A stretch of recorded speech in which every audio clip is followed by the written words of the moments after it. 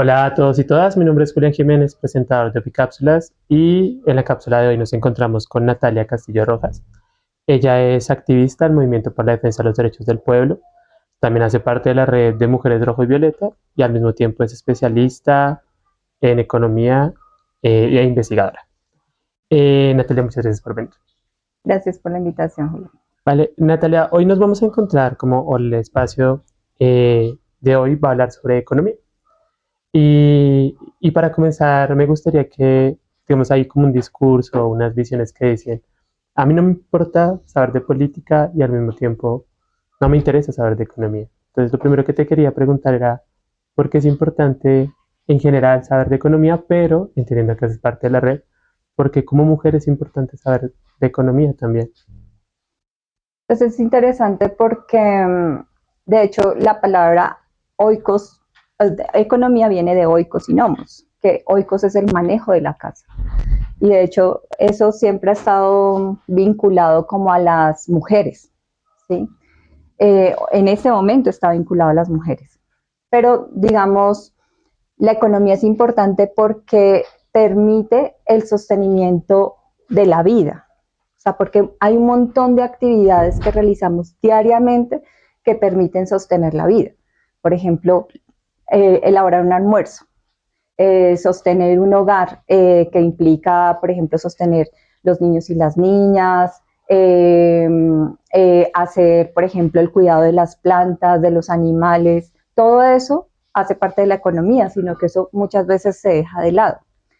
Pero pues cuando ya miramos en grandes escalas, pues entonces tiene que ver con lo que produce un país, eh, las formas en que ese país alimenta a su población, las formas en que, por ejemplo, hay gente que no tiene cómo consumir nada porque no tiene cómo producir dinero para consumir, ¿sí? Entonces, todo eso son, pues digamos, es objeto de la economía. Eh, y por ejemplo, para nosotros, pues como personas que estamos en la vida común y corriente, pues hace parte de nuestro cotidiano vivir, de nuestra vivir cotidiano. Entonces, por ejemplo, si tenemos o no tenemos dónde disfrutar, porque pues el tema de la vida también tiene que ser una vida buena, ¿sí? Una vida de disfrute, pero no tenemos, si no tenemos parques donde disfrutar, si no tenemos donde, eso también hace parte de esa, eh, de esa economía, si se quiere. Vale, sí, tienes toda la razón. Hay un punto importante, es cuando hablamos de esa visión de la economía, se tejen como unas visiones alrededor de qué es el éxito y el fracaso económico de una persona y de un país en su conjunto.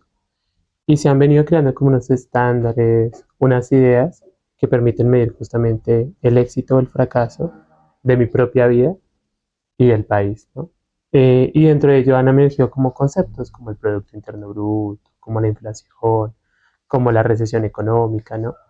¿Podrías explicarnos un poco esos conceptos y cuál es tu posición alrededor de ello? ¿Tú crees que eso es suficiente, no es suficiente para medir el éxito, el fracaso personal y colectivo de un país?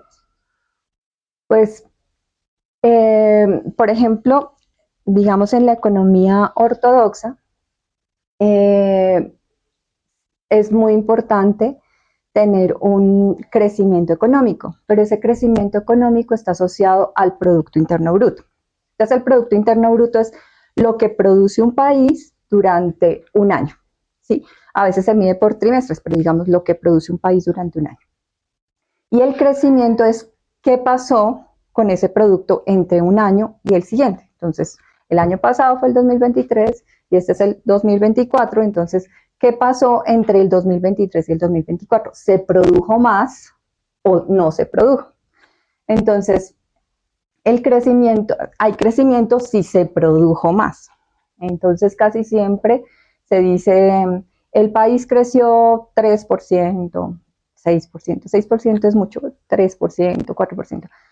O, por ejemplo, hay recesión es cuando están tendiente a cero, ¿sí? Entonces, es, por ejemplo, tú produjiste como país 100 pesos y al año siguiente produjiste los mismos 100 pesos, entonces es como estás en recesión, no estás produciendo más.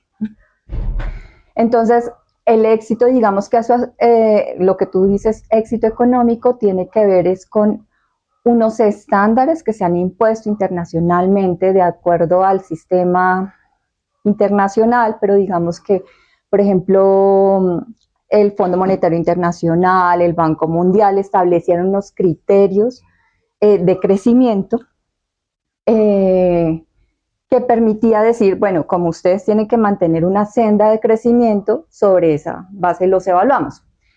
Y digamos que la evaluación se hace es porque muchos de los créditos que piden los estados, los gobiernos, tienen que ver con, listo, yo le presto, es como cuando tú vas a un banco, yo te presto la plata, pero usted me tiene que rendir con unos intereses. Entonces, para rendir me tiene que mostrar, en el caso de los países, me tiene que mostrar que usted sí está produciendo más. Entonces, por eso se convirtió en un estándar y se ha convertido en un estándar, que está bastante cuestionado porque eso tiene dos vertientes o dos aristas. Uno es cómo se mide ese crecimiento, cómo se mide ese producto, porque resulta que digamos, todos los datos que producimos en las estadísticas tiene detrás una construcción ideológica, si se quiere, ¿sí? Entonces, la primera cosa es que para construir el PIB como dato, tú tienes que medir es lo que se puso en el mercado. Entonces, por eso no se mide, por ejemplo, todo lo que yo ya te nombré, que era la economía. Entonces, no se mide cómo se producen los alimentos, no se mide cómo se producen, digamos, las cosas que no se intercambian en el mercado. Entonces, ahí es un primer dato que, y digamos, desde la economía feminista se ha cuestionado mucho porque, por ejemplo, pues no se mide lo que las mujeres hacen en los hogares.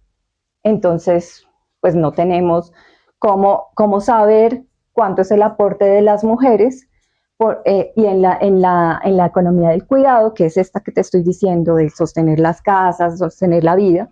Entonces, no están contando. Entonces, bueno, digamos que ese es como un primer paso. Y el segundo es que sobre ese criterio, digamos, se empiezan a decir, bueno, entonces tú tienes que producir más, ¿sí? Y para producir más, pues entonces, eso es algo muy, digámoslo así, yo siempre pienso que es algo como, tú tienes un pedazo de tierra, ¿sí? Tienes esta maceta, esta es la tierra, ¿sí? Pero entonces resulta que la forma de producir, entonces va a cubrir toda la tierra, ¿sí? Pero llega un punto en donde pues la tierra se acabó, ¿sí? ¿Qué es lo que pasa con el planeta? El planeta se está acabando, o sea, ya no hay más para dónde crecer. Entonces, lo que terminas haciendo es, bueno, entonces destruyamos esto para poder crecer de nuevo, ¿sí? Entonces, realmente, por ejemplo, hay mucha dinámica de las guerras que tiene que ver con eso, con que yo tengo que arrasar para volver a crecer, ¿sí? Porque no hay forma de crecer de nuevo. O tengo que tomarme lugares, por ejemplo, los lugares que han sido de territorios indígenas, los lugares colectivos, comunales, para poder crecer, porque esa senda de crecimiento está basada en que el capitalismo crezca. Entonces es más desde el punto de vista capitalista y no desde el punto de vista, digamos, de sostenimiento de la vida. Okay, Voy a correr esto de nuevo, perdón.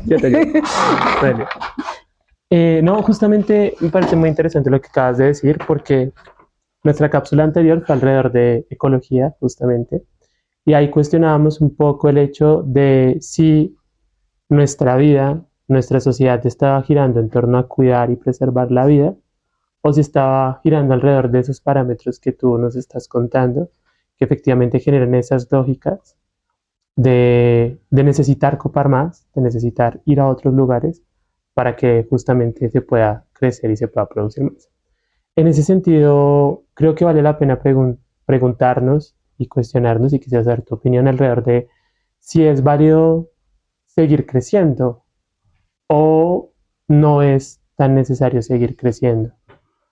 Pues eso, digamos que eso es un debate que incluso, por ejemplo, cuando la ministra, la ex Irene. ministra Irene de Minas, ella dijo, no, lo que tenemos que hacer es decrecer, que todo el mundo dijo, no, pues tan bruta, porque ¿cómo va a decir que crecer?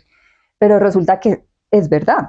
O sea, el planeta no aguanta más crecimiento, ¿sí? ¿Y por qué? Porque resulta que hay muchas cosas que nosotros producimos de más, ¿sí? O sea, ¿cuántas cosas no se quedan en los anaqueles porque no se pueden vender? Porque no salen, porque no hay quien las compre. De hecho, nosotros como sistema o el sistema capitalista produce muchas cosas, muchos zapatos, mucha ropa, toda la ropa que no se vende se va por allá a podrir, ¿sí? En algún lugar del mundo, incluso pues me imagino que hablaron de las islas de plástico que hay, ¿sí?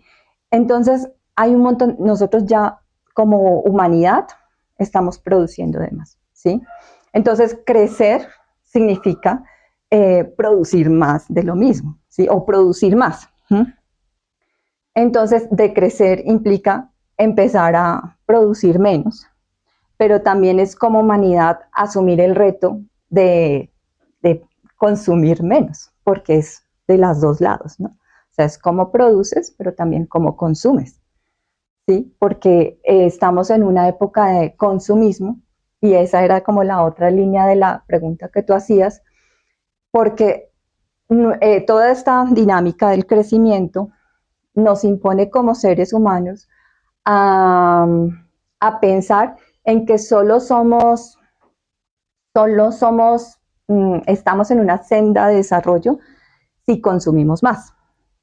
Entonces, de hecho, hay un autor que se llama Rostow que dice, o sea, no, nosotros, o sea, desde el enfoque del desarrollo, dice, nosotros lo que tenemos que hacer, los países deben hacer esto, pasar de producción agrícola a producción industrial y de producción industrial al proceso del consumismo, ¿sí?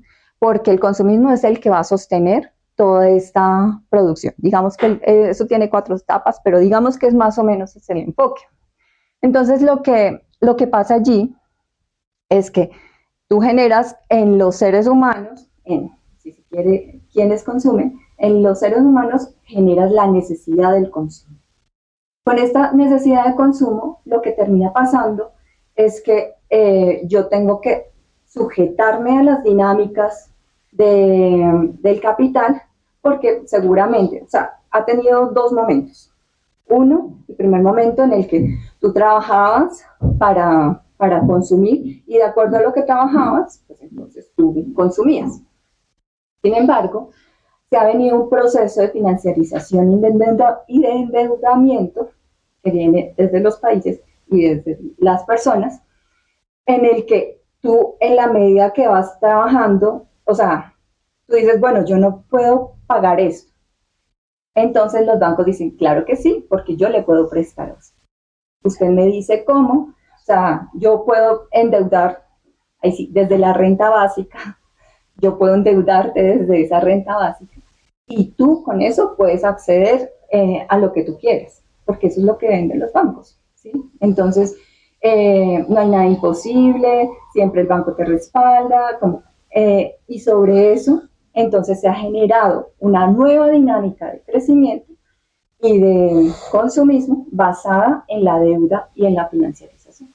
Ok, sí. Es que justo eso que tú dices que es un reto en el que estamos de acuerdo, que es muy difícil entenderlo o desarrollarlo, implica con cambiar incluso la forma como pensamos, cómo nos relacionamos con otros y con otras, cómo nos relacionamos con el mundo, en últimas en términos de dejar de pensar que el consumo o que tanto consumo yo es un medidor de mi éxito, ¿no?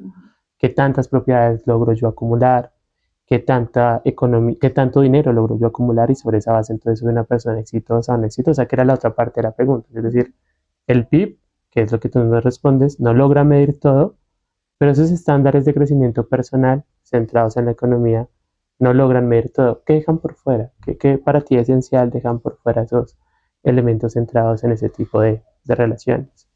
Es que el tema ahí es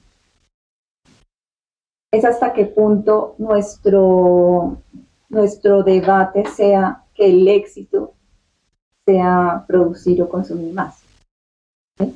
O sea, ¿a qué le llamaríamos nosotros éxito como humanidad o si nos pensamos de otra manera? ¿Sí? Entonces, ahí vendría siendo más, y yo pienso que eso es algo que podríamos aprender un poco de las comunidades indígenas y de otra gente que se ha pensado otras cosas, de las economías solidarias, es cómo hacemos para sostener la vida. O sea, si la vida fuera nuestro centro, ahí sí, si nuestro éxito económico fuera sostener la vida, ¿cómo sería realmente ese éxito económico? ¿Sí? Yo me he puesto a pensar a veces, bueno, si fuera así, entonces el Transmilenio, pues sería más asequible para la vida, ¿sí?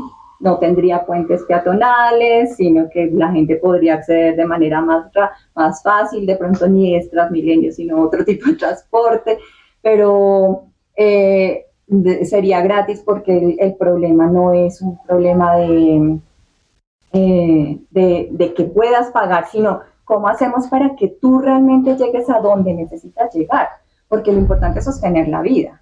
Entonces, si lo importante es sostener la vida, entonces, ¿cómo hacemos para que no entres y te cueles y te atravieses a los carros? ¿Sí? Sino realmente, bueno, eso es lo importante es que tú llegues de un lado a otro, por ejemplo, pero si yo me pongo a pensar en todo lo que hacemos, pues toda nuestra actividad económica estaría centrada en sostener la vida. Entonces, ¿cómo garantizamos que la gente tenga comida todo el tiempo? Entonces, hacemos huertas, tenemos circuitos de cortos de comercialización, accedemos, o sea, hacemos para todo lo posible para que los campesinos tengan bien pagos sus productos. O sea, ¿cómo hacemos realmente para que se pueda sostener la vida? ¿Sí? Para mí tendría que cambiar la idea de éxito, ¿sí? En términos de cómo sostenemos la vida. Vale, ustedes como MODEP, como proceso político, han venido planteando que lo retomábamos en una cápsula donde ustedes hablaban de las alternativas de poder, ¿no? Las alternativas de poder popular. Y ahí decían las alternativas de poder, en lo básico, tienen por lo menos 4 cosas. Entonces decían una nueva cultura, ustedes decían otras formas de pensar la discusión de la seguridad y la defensa colectiva, dijeron unas discusiones alrededor de la autonomía y el poder de decisión de los territorios, pero también hablaban de unas economías alternativas, es decir, una forma distinta. Y ahí tú votas como unos elementos alrededor de eso. ¿Qué más han dicho ustedes como proceso alrededor de qué es esa economía alternativa? Pues lo que estamos planteando es un poco el tema de primero que tenga en cuenta la vida, que tenga en cuenta elementos de solidaridad, de construir en común. ¿Sí? Es muy importante todo lo que podamos hacer en la construcción en común. Hay unas cosas que son importantes y es que la economía capitalista tiende mucho a totalizar, ¿sí? O tiene una pretensión totalizante de estar en todos lados. Y una cuestión es que muchas de estas economías que existen, pues tienen sus dinámicas propias.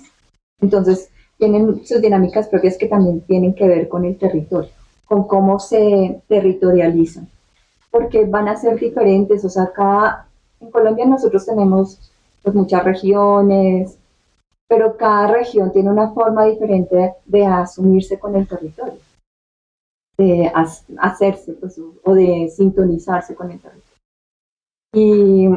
Económicamente eso también tendría un enfoque diferente. También tiene que haber un trato justo en términos de, por ejemplo, que si yo voy a intercambiar, me paguen lo que me corresponde, lo que vale mi trabajo y lo que vale lo que invertí, pero también que haya suficiente dinero, si es el caso con dinero, para que yo pueda pagar eso que se quiere comprar. pero es muy importante que se reconozcan todos los trabajos y todos los aportes que allí están. No solamente, digamos, el tema de, pues, digamos, como la remuneración del capital o la remuneración del trabajo, que pues muchas veces sí se da en la economía capitalista, pero muchas veces no. O sea, muchas veces la economía capitalista trabaja asentada sobre el trabajo esclavo, ¿sí? O mal pago. Entonces eso también. Vale, vale, súper interesante. Hay justamente en lo que ustedes han planteado, ustedes dicen que las formas como nos relacionamos en términos del sistema de producción, es decir, las relaciones de producción que tenemos, generan relaciones sociales, es decir, ese lugar, por ejemplo, de lo que pasa y que muchas veces se cuestiona, de una persona que es asalariada, que está como con su grupo de trabajo y tiene un ascenso. Entonces logra obtener un ascenso dentro de su espacio de trabajo y en lugar de construir unas dinámicas distintas, reconociendo el lugar de donde viene, reconociendo el lugar de donde es extraído o de donde proviene en últimas, eh, tiene una discusión muy importante en términos de que la persona termina reproduciendo y replicando más bien esas relaciones sociales y termina siendo como igual, como con las lógicas de explotación hacia sus ex compañeros y ex compañeras que están en las discusiones, un poco este término del arribismo que se ha venido planteando, pero sobre todo centrado en el individualismo, ¿no? Como en el individuo como el centro de. ¿Tú qué piensas frente a eso? ¿Cuál es tu nivel de análisis? Yo lo que considero es que eso también viene con el capitalismo. O sea, el capitalismo te vende la idea o te impone la idea de que tú estás acá porque tú te hiciste solo. ¿Sí? Tú eres el individuo, tú eres el que más, o sea, incluso, que esos criterios también se imponen en las universidades públicas, ¿no? Usted está aquí porque hace parte de la excelencia. Y, sí y no, pues es porque tuve unos privilegios para poder acceder a eso. Hay mucha gente que es muy buena y que puede hacerlo, pero no tiene cómo estar en el lugar y en el momento, ¿sí? Entonces, pero es todo eso que se monta sobre cómo desde la individualidad somos. Pero eso es mentira, porque nosotros somos, así, porque hay un colectivo y una serie de manos que nos sostienen diariamente, desde que nacemos hasta que morimos, ¿sí? Y no solamente manos humanas, sino pues ambiente, territorio, cultura, que hace parte de todo eso que somos. Entonces, nunca somos un individuo, pero sí nos venden esa idea. Y lo otro es que, entonces, si tú te metes en esa lógica, si tú te insertas en esa lógica, pues seguramente te creíste el cuento del capitalismo de que eres más que los demás. Pero pues simplemente eres materia bellamente acomodada. Y entonces eres igual que cualquier otra persona. Claro, tendrás tus características, todos tenemos singularidades, pero es diferente. Pero pues somos iguales, estamos hechos de la misma materia, o sea, energía y materia. Sin embargo, yo lo que creo es que ahí hay como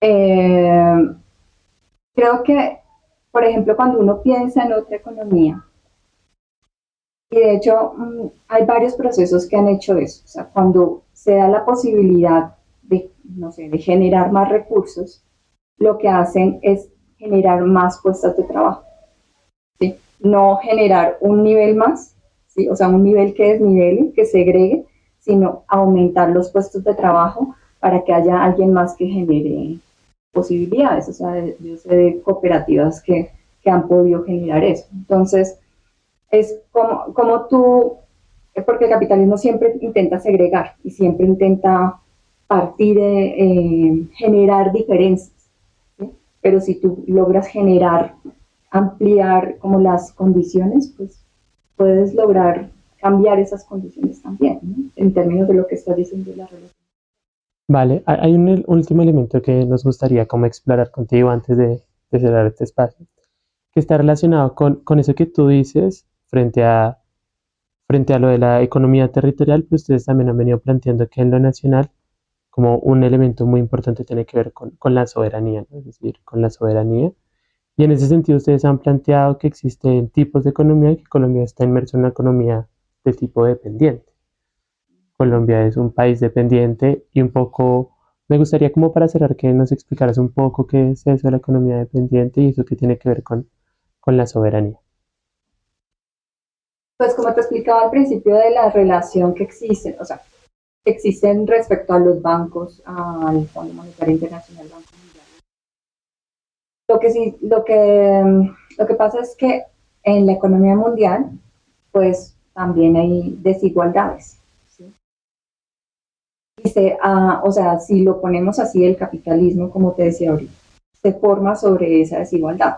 O sea, el capitalismo existe gracias a que hay unos países que son que tienen más producto, que son más ricos respecto a otros que no lo son.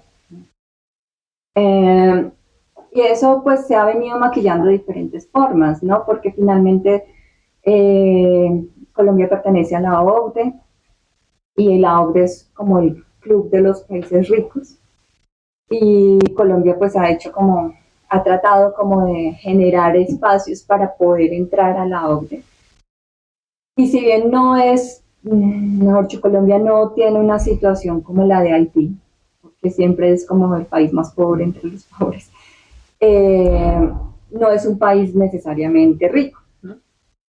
Desde el punto de vista del capitalismo, ¿no? Porque pues si nos vamos a otras dimensiones, podría ser de otra forma. Pero entonces lo que pasa con esta relación es que como nosotros como país necesitamos créditos o necesitamos eh, incluso relaciones internacionales, porque muchas de las cosas que producimos acá se venden en otros países. Eh, entonces, para que nos las compren a buen precio, para que no salgamos en desventaja, aunque muchas veces salimos en desventaja, lo que se hace es que se establece esa relación, pero esa relación nunca es de comercio justo. ¿Sí? Muchas veces, por ejemplo, para exportar a Europa, nos piden una serie de criterios que no podemos cumplir o que pues ellos imponen, por ejemplo, respecto a productos agrícolas que nosotros no tenemos, por ejemplo, hay, por ejemplo, en Europa ponen mucha restricción a los productos agroecológicos y dicen, no, los productos agroecológicos tienen que ser de esta forma, con estos criterios, pero resulta que pues Colombia no tiene los criterios ni siquiera en su reglamentación, o sea, no existen. Entonces, no puede ponerlos allá o, no, o si los ponen les pone mucho problema. Entonces, todo esto lo que hace es que genera una relación desigual porque pues no estamos para cumplir esos criterios. Y digamos, por ejemplo, los tratados como el Tratado de Libre Comercio con Estados Unidos también son un tratado que se ha venido cuestionando, por ejemplo, con el tema de las semillas. Entonces, muchas veces acá no se están restringiendo la producción de semilla criolla. Pues aquí se produce la semilla criolla, los campesinos y las campesinas producen las semillas criollas, pero no se pueden comercializar allá porque hay una restricción respecto a eso. Ellos sí pueden traer esas semillas de ellos, transgénicas, de Bayer, de Monsanto, pero nosotros no podemos exportar nuestras semillas que son además nativas, criollas y este tipo de cosas, ¿sí? Entonces, lo que termina pasando es que no hay una relación de igualdad en este comercio internacional y nos ponen en una situación de dependencia. Entonces, tenemos que pagar unos créditos que ellos imponen digamos, los intereses, las condiciones, además nos imponen condiciones sobre nuestra condición económica, ¿sí? Para poder pagar esos préstamos. que bueno, digamos que pasó con mi ley, pero que a nosotros también nos pasó cuando pedimos los créditos hicimos con Pascana. En algún momento nos pusieron una condición de crecimiento, etcétera, pero nosotros en este momento estamos pagando una deuda que nos está afectando el presupuesto nacional, ¿sí?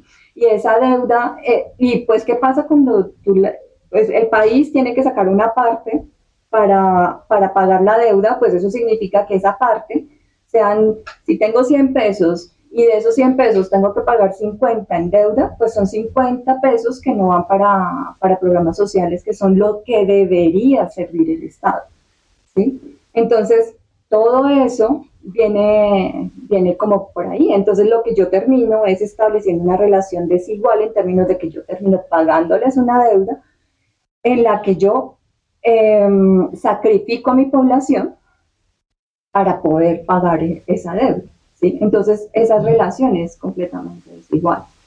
Entonces, en eso consiste como esa relación además genera dependencia. Porque si tú ves ya en las relaciones internacionales, cuando tú ves la ONU, lo que termina pasando es que te pueden hacer bloqueos, te pueden hacer sanciones internacionales si tú no cumples ciertas cosas de diplomacia que se piden en esas condiciones, en esas transacciones, ¿sí? Entonces, pues esas cosas pues nos dejan una situación de dependencia porque finalmente nosotros tenemos que vender cosas para poder obtener recursos, para poder pagar la deuda, que se las pagamos a ellos también, y entonces pues estamos en una situación pues difícil. Y pues eso no nos deja como tener un poco más de autonomía. No quiero decir que no se pueda construir, porque ahí viene pues la parte de la soberanía, qué pena que me desborde.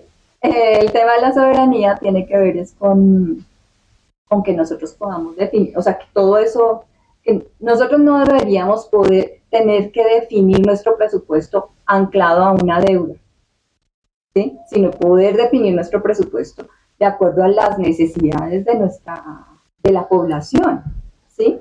Porque, o sea, para nadie es un secreto que pues aquí faltan hospitales, aquí faltan escuelas, o sea, en las escuelas rurales son un salón en donde están 20 niños y 20 niños niños y niñas en los que podemos tener de primero a quinto y cada uno entonces esa poderosa profesora que tiene que enseñar a esos 20 niños de acuerdo a cada criterio, ¿sí? Pero eso no debería ser así, o sea, deberían tener condiciones justas de educación, pero eso se hace con el presupuesto nacional, ¿sí? Entonces, nosotros deberíamos tener esa condición. Y la soberanía también se construye cuando tú empiezas a definir, o sea, cuáles son tus necesidades, pero también qué produces y cómo produces eso para esas necesidades. Entonces, por ejemplo, yo siempre pongo el ejemplo de la comida porque me parece muy práctico, ¿sí? O sea, es que Colombia y además Colombia es bien lindo, yo siempre digo que Colombia como es tan diverso ambientalmente, pero biodiverso, tiene que ver mucho con que nosotros, sí, Colombia es el país de las frutas. Entonces, en cualquier lugar de Colombia, tú conoces una fruta diferente. No hay las mismas frutas en todos los lugares. Entonces, tú puedes probar diferentes frutas, pero entonces ahí sí es como un acto antisoberano que nos pongan ahí sí, productos comestibles, ultraprocesados en la comida, cuando pues eso, pues tenemos fruta, o sea, ¿cómo nos van a poner ahí sí una gaseosa cuando tenemos fruta para hacer un jugo, un batido, o lo que queramos, incluso la limonada, ¿sí? Pero no tiene sentido como que tengamos que hacer esas cosas, por ejemplo. Es un atentado, ¿sí? Contra nuestra soberanía. Porque, por ejemplo, la soberanía también parte bueno, produzcamos nuestra propia comida y que no la tengamos que importar, ¿sí? Y esa también es una cuestión que se ha venido reconociendo internacionalmente en los derechos del campesinado, y es la soberanía alimentaria. Es, los campesinos y las campesinas tienen derecho a consumir lo que ellos quieran que produzca su tierra, ¿sí? De acuerdo a las preparaciones que ellos traigan, porque también eso también viene con eso. O sea, como nosotros y nosotras hemos accedido a un montón de dietas que no son de acuerdo a nuestro territorio, ¿sí? Y el acto de comer es un acto soberano, ¿sí? En ese sentido, si pudiéramos producir nuestra propia comida y comer en nuestras preparaciones ancestrales, pues entonces ejerceríamos la soberanía. Yo creo que hasta cierto punto muchos de nosotros y nosotros, porque por eso acá se habla del cartel de la coca, que todo el mundo anda con su coca al trabajo para llevar su comida. Eso es una cosa que ha sido muy buena en la gente, ¿sí? O sea, la gente colombiana no puede pagar un restaurante muchas veces, la gente que trabaja no puede pagar un restaurante, entonces lleva su coca y come lo que preparó en la casa, que muchas veces es más nutritivo que lo que tú puedes comprar en la calle, ¿sí? Y eso está bien, ¿sí?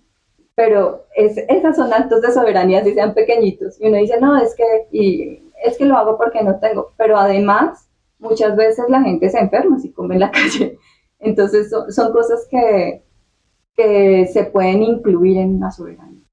Muchas más cosas, o sea, tiene que ver con esto que te estaba diciendo. Entonces, ¿cómo definimos una deuda? Por ejemplo, un acto de soberanía es dar, no sé cómo se llama, pero es condonar la deuda global, ¿sí? Eso no está lejos de pasar, o sea, yo creo que no está lejos de pasar, pero eso es algo que se puede hacer, ¿sí? Y es un acto de soberanía que se puede exigir desde los gobiernos. Que pues estamos produciendo para pagarle a unos bancos que especulan sobre la plata, o sea, ni siquiera es que no, ellos lo necesitan para producir su propia comida, no, es para sus ganancias. Vale, Natalia, no. Quiero agradecerte mucho por el espacio, porque creo que efectivamente, como lo planteábamos al comienzo de la primera pregunta, porque es importante saber de economía, y en este tránsito, en esas explicaciones que nos haces en este trayecto de este espacio, nos logras como aterrizar de una forma, creo yo, muy comprensible, muy tranquila, como muchas cosas que a veces son muy complejas de entender y que pueden llegar a ser, usando un término que tú dijiste, un poco avasallante cuando es tanto, tanto, tanto junto. Pero pues gracias por el esfuerzo, por incluso el lenguaje empleado, para que todos y todas podamos entenderlo. Te invitaremos muchas veces más a este espacio si quieres venir. Y nada, a todos y a todas, gracias por escucharnos, por vernos, por estar ahí como siempre apoyándonos. Les invitamos a compartir, a comentar, a darle me gusta, eso ayuda un montón. Y nada, Nata, si quieres cerrar con algo cortico, pues todo tuyo, el espacio. Bueno, muchas gracias por la invitación y pues muy chévere que podamos conversar.